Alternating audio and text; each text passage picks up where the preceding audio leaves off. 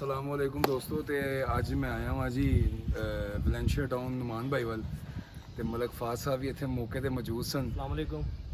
तो तुसी मेरे पिछे देखते पे हो जनाब है सुहांजना ते देसी खुराकां दी बेहतरीन चीज़।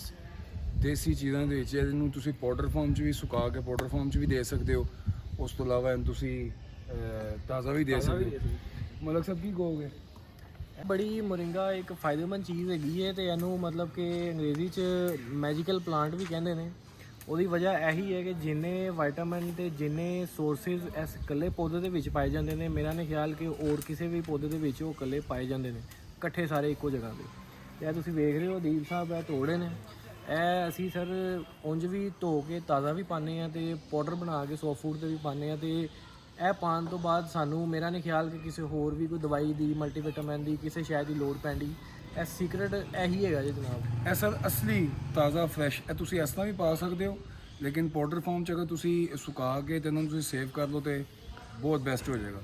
ਤੇ ਜਨਾਬ ਲਵ ਬਰਡ ਬਰੀਡਿੰਗ ਸੀਜ਼ਨ ਸ਼ੁਰੂ ਹੋਣ ਵਾਲਾ 2023 ਤੇ 24 ਤੇ ਅੱਲਾਹ ਤਾਲਾ ਜੀ ਸਭ ਨੂੰ ਬਰਕਤ ਅਤਾ ਫਰਮਾਏ। ਅਸਲਾਮ ਵਾਲੇਕੁਮ।